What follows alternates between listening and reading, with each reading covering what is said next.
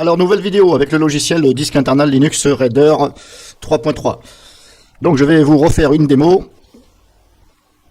Alors, c'est pas que ça me fait plaisir de faire plusieurs vidéos, c'est parce que je distingue bien les vidéos. Si je regroupe tout sur la même, ça va être trop long et c'est un peu cafouillis. Donc, je fais plusieurs vidéos. Comme ça, le titre est plus facile à trouver quand vous recherchez à YouTube, par exemple, ou sur Internet.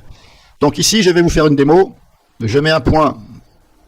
Je mets même pas un point, je mets une parenthèse parce que je ne suis pas sûr que voilà, ça va fonctionner à 100% et je ne suis pas sûr que voilà. Le problème c'est que je vais vous expliquer pourquoi. Donc, je vais créer je vais sauvegarder déjà mes fichiers et dossiers qui sont sur une partition Linux. Voilà, grosso modo, j'ai un disque dur externe branché. Voilà, c'est mon disque dur Linux que vous ne voyez pas, il est branché sur mon PC. Cette partition est là. Là, c'est mon Linux. Voilà, Linux Manjaro. Ici, il y a tous mes programmes, les fichiers, système, Linux, etc., plus mes données. Voilà, tout ce que j'ai dans documents, etc., tout est dedans. Voilà. Si je veux les voir, je double-clique dessus. Ici, voilà, tout est là. Mais comme je vous ai dit, je ne sais pas si ce logiciel-là, au niveau des partitions Linux, bien entendu, s'il me fait voir les fichiers et dossiers cachés. Parce que, vous savez, sur Windows, il y en a. Je vais vous faire voir et je vais vous prouver que sur Windows, on les voit. Donc, ça, c'est ma partition Windows. Ça, c'est un explorateur, si vous voulez, de partitions, etc. C'est un logiciel, pour que vous puissiez comprendre, c'est un logiciel qui explore le PC. Donc, tout ce qui est branché, clé USB, hop. Voilà, au lieu de passer par l'explorateur, vous visualisez ici. Et ce logiciel-là, il est fait justement pour aussi afficher les extensions, les partitions, on va dire, à Linux et aussi à Windows. Si je prends mon PC même, ici, mon Windows 7, que je suis là, ici, si je double-clique, voilà, on voit bien les fichiers système qui sont cachés. Voilà. Les connaisseurs vont reconnaître. Voilà, vous voyez, hop, celui-ci déjà, fichier système. Donc celui-ci, je vous déconseille de le traficoter, de le supprimer. Celui-ci, il n'est absolument pas visible dans l'explorateur. Si vous voulez le rendre visible, il faut activer ça dans les options. Bon, là, je suis sur Windows, si vous voulez. Mais pour Linux, le problème, c'est que je ne sais pas s'ils sont affichés là. Parce que moi, si vous voulez, dans mon PC Linux, ici, déjà, je ne l'ai pas fait. Je n'ai pas activé l'affichage des fichiers dossiers cachés. Et en plus, je ne sais même pas si, du fait de l'avoir activé, de sortir le disque dur et de le visionner ici comme je fais sur un PC Windows, je ne sais pas si on va les voir ici.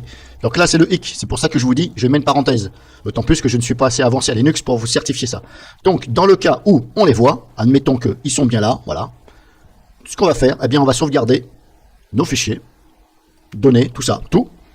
On va les sauvegarder dans un dossier. Donc, comme je vous ai montré, vous faites ici, Save, vous sauvegardez, par exemple, ou alors vous pouvez éventuellement un clic droit, Save, Save File, Next, suivant. Donc là, on va faire du copier-coller tout simplement. Donc là, on va attendre, hein, il faut attendre. On fait du copier-coller. On recopie tout intégralement, et après, donc, on va reprendre ces fichiers et dossiers avec un autre logiciel que je vais vous montrer. On va les reprendre, et on va créer une image ISO. On va tout compresser dans une image ISO.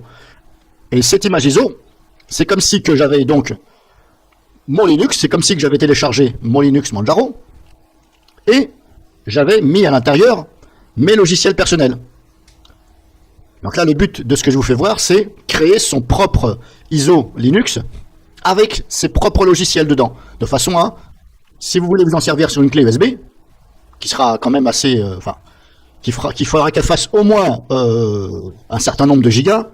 Je ne sais pas exactement, comme ça, tout dépend du fichier ISO. On va créer une clé USB bootable, de façon à, si vous avez un jour besoin, vous bootez sur n'importe quel PC, et vous avez tous vos logiciels, que ce soit montage vidéo, audio, tout est à jour, vous avez un Linux personnalisé en clé USB, avec tous les logiciels. Et mis à jour, bien sûr. Donc là, on va sauvegarder les fichiers. Voilà, ça met quand même quelques minutes, hein. Ne vous inquiétez pas, c'est pas en train de bugger quoi que ce soit, c'est parce que c'est en train de calculer. Voilà, ça, c'était déjà visible sur les autres vidéos. Malheureusement, bon, ça met un peu de temps, hein. Voilà, il y en a pour au moins 2-3 minutes, voilà, peut-être 4 minutes, voilà, mais on va plutôt dire 3 minutes. Donc on va attendre que ça se finisse et je vais vous montrer comment on va faire. Alors, ce que je vais faire, je vais arrêter. Je vais plutôt faire autrement, parce que là, ça va être un peu long. Je vais vous faire montrer, je vais sélectionner que quelques dossiers, parce que sinon, ça va être trop long. Parce que sinon, voilà. Bon, là, j'ai fait cancel. Faut attendre. Voilà, éventuellement vous recliquez, voilà. Bon, bref. Cancel, j'échappe. Voilà. Au lieu de tout prendre, je vais prendre quelques dossiers. Je vais pas tout prendre, parce que sinon ça va être trop long. Voilà, je vais en prendre, voilà. On fait comme si que je prenais tout, hein. Vous vous dites, on fait comme si que je prenais tout. Donc là, maintenant, je fais save. Je vais sauvegarder uniquement cela. Mais on fait comme si c'était la totale. Je veux créer une clé USB bootable. Un ISO personnalisé. Next. Là, pareil, bon, ça va calculer. Ça devrait aller un peu plus vite puisqu'il y a beaucoup moins de dossiers. Alors peut-être que vous avez une autre astuce, hein, vous-même, de votre côté. Donc là, on me dit output folder, le dossier pour exporter qui va recevoir donc ces fichiers, cette copie. Là, on ne touche pas, save directory. Ici, je choisis donc ce dossier. Voilà, je vais choisir ce dossier, le même. J'ai déjà moi une sauvegarde ici. Compressé. Je vais choisir ce dossier. Donc vous créez un dossier, bien entendu, il faut créer un dossier. Alors ne créez pas ce dossier dans la même partition que Windows. Voilà, faut éviter. Faut éviter parce qu'on ne sait jamais. Voilà, si vous faites des conneries, voilà. Et puis c'est peut-être pas bon de le mettre sur la même partition que Windows. Donc soit un disque dur externe, machin, voilà. C'est vous qui voyez. Donc vous choisissez le dossier de destination, ok. Donc là c'est bon, ok. Maintenant on fait next. Vous pouvez choisir aussi par ici, bien entendu, ou par là, voilà, c'est vous qui voyez. Next. Là, il nous récapitule ce que j'ai sélectionné. 1, 2, 3, 4. 1, 2, 3, 4, c'est bon, ça correspond. Bon, là, c'est pas méchant. Next. Et là, hop. Ça, sauvegarde. Voilà, là, ça copie. C'est comme si on faisait un copier-coller. Alors que là, normalement, il n'y en a pas spécialement pour longtemps. Alors, je précise que hier, je l'ai fait et j'ai abandonné. J'ai abandonné, mais j'aurais pas dû abandonner. Parce que je me suis aperçu qu'il y avait quand même pas mal de copier. Hier, ça m'a mis... j'avais tout sélectionné hier, tout. Donc, il y en a eu pour... j'avais 16 gigas de copier. Ça m'a mis 3 heures. Le programme là m'a mis 3 heures à copier 16 gigas. Et j'en étais à peine 50% par rapport à la courbe. Donc je me suis posé quand même des questions. J'ai dit mais et c'est pour ça que j'ai arrêté. Je me suis dit bah je vais pas attendre comme ça toute la nuit, c'est trop long. Je me suis dit bah je vais utiliser un autre logiciel. Mais en fin de compte bah j'ai échappé puis je rends pas dû parce que c'était presque fini. Parce que des fois vous voyez ça avance comme ça, on voit 30, 40, mais et puis d'un coup hop ça va à 90 et c'est fini. Mais malheureusement bah comme je ne connaissais pas trop le logiciel. Bien j'ai arrêté. Donc là, ça va copier, ça va faire assez vite. Je mets en pause et je reprends tout de suite. Voilà, donc tous les fichiers que j'ai sélectionnés sont copiés. Voilà, ça n'a pas mis trop de temps. Mais encore une fois, on fait comme si j'avais tout pris. Hein. Voilà, que vous ne mélangiez pas tout. Donc c'est fini, hop, c'est bon, fini. Voilà. Donc là, on a fait notre sauvegarde, on a copié nos fichiers. Et là, on est prêt pour faire notre clé USB, notre fichier ISO. De façon à rendre cette clé USB bootable avec un Linux personnalisé.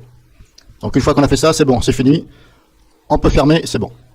Je mets une petite parenthèse, une petite note. C'est que moi là j'ai pris, mais comme je vous dis, je ne suis pas trop avancé à Linux. Donc, est-ce que ma partition, mes fichiers de démarrage qui servent à lancer le Linux sont bien dedans? J'ai un doute. Là je vois un dossier boot, donc.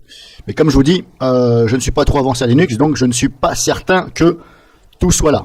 Donc vous, de votre côté, il faudra voir les fichiers et le dossier voilà, qui sert à lancer votre Linux. Hein.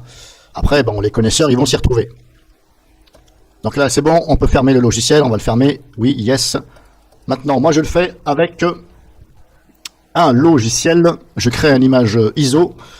Donc voilà, mon logiciel à moi, hop, je prends Burnaware. Alors vous prenez un logiciel que vous voulez. Moi je prends Burnaware, il est simple, il est rapide et ça fonctionne. Donc il est gratuit, Burnaware free. Et là on va tout simplement créer un fichier ISO. Donc là on cherche créer un fichier ISO. Graver un ISO, non c'est pas ça. Copier vers ISO, c'est pas ça non plus. Créer une image ISO. Voilà, donc là on est bon, créer une image ISO. Tout simplement, on va créer une image ISO. Et là on va se servir de cet ISO. Par la suite, bien entendu. Alors je peux vous faire voir bien sûr. Hein. Donc là je vais aller chercher maintenant mes fichiers. Alors encore une fois, moi je vous montre avec Burnaware. Hein. Je ne sais pas lequel vous allez prendre vous. Donc moi par Burnaware, j'ajoute mes fichiers. Donc là je vais chercher mes fichiers justement que j'ai sauvegardés. Donc ici, Linux Manjaro, partition. Voilà. Alors il y a celui-ci, celui-ci, et il en manque un. Et normalement j'en avais sélectionné 4, mais là je n'en vois que 3. Là, je ne sais pas ce qui se passe, je n'en vois que 3. Alors là, il m'en fait voir 3. Si je passe par l'explorateur Windows, mon dossier est là. Là aussi, j'en vois que 3. Et pourtant, j'en avais sélectionné 4. Ouais, ça me paraît un peu bizarre. Bon, bref, on fait comme si que... Voilà. On fait comme si qu'il y avait les 4. Donc, je sélectionne mes fichiers, et non pas ça, parce que ça, c'était avant.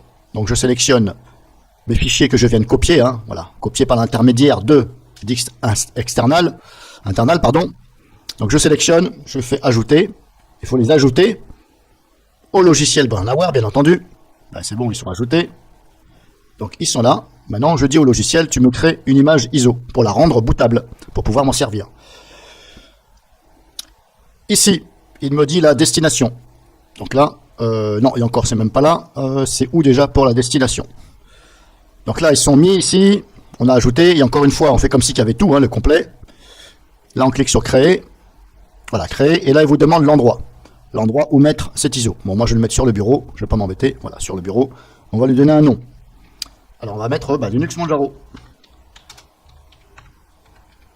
Linux Manjaro, quelque chose. Voilà, le Linux Manjaro. Et je vais mettre personnalisé. Voilà, perso. Comme ça, je sais que c'est mon image ISO de mon Linux Manjaro perso, avec mes logiciels et tout. Et là, je fais enregistrer. Et là, c'est bon. C'est parti. Donc là, ça prépare. Et l'image ISO est en train de se faire.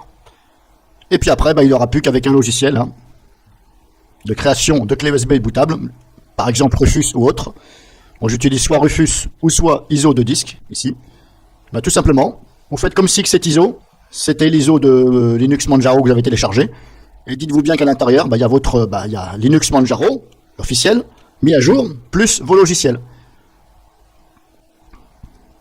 Alors là, bien entendu, l'ISO sera pas très gros, il sera pas très volumineux, parce que je n'ai pris que quelques fichiers. Mais dites-vous bien que quand vous prenez, comme hier par exemple, ça m'avait donc copié plus de 16 gigas de données. Je vous laisse imaginer la taille du fichier ISO. Donc c'est pour ça que je vous ai dit, la clé USB, il faudra la prendre en conséquence. Après, il n'y a pas d'autre solution.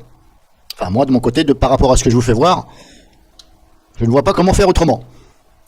Il faut, bien entendu, il faut récupérer les fichiers et les remettre dans un dossier et le convertir en ISO. On n'a pas d'autre solution. Donc là, mon ISO est créé, terminé, c'est bon. Au lieu de cliquer sur avancer, vous pouvez, mais bon, après, voilà, hop, on ferme et on ferme. Voilà, et là, on a notre ISO. Maintenant, je prends Rufus. Je fais comme si c'était le Linux Manjaro que j'avais téléchargé et que je l'avais personnalisé. Tout simplement, je prends Rufus et je mets ça sur une clé USB. Et après, je boot dessus sans problème, normalement sans problème, parce que je vous ai dit que je ne sais pas si ça copiait les dossiers fichiers cachés, chose où si ça ne les copie pas, le problème c'est que votre clé ne risquerait pas de démarrer. Là, c'est pour ça que je vous dis, je mets une parenthèse là-dessus. Donc je vous ai montré, libre à vous après de faire comme bon vous semble. Là, je ne vais pas vous montrer comment se servir de Rufus, parce que on l'a déjà vu, ça, voilà, ça pour l'instant j'ai fini. Moi je le ferai hors vidéo, je vais me créer cette clé USB, et éventuellement je vous dirai dans les commentaires si ça fonctionne. Et encore une fois, je mets une petite parenthèse sur cette démo, parce que je ne suis pas certain que ça m'a bien affiché les fichiers dossiers cachés. Auquel cas là, si ça ne les a pas affichés, j'ai pas pu les sélectionner, bien entendu, puisqu'ils ne sont pas affichés. Et là, à mon avis, ça ne démarrera pas. Votre clé USB ne démarrera pas, puisqu'il va manquer des fichiers essentiels, les fichiers système à cette distribution Linux.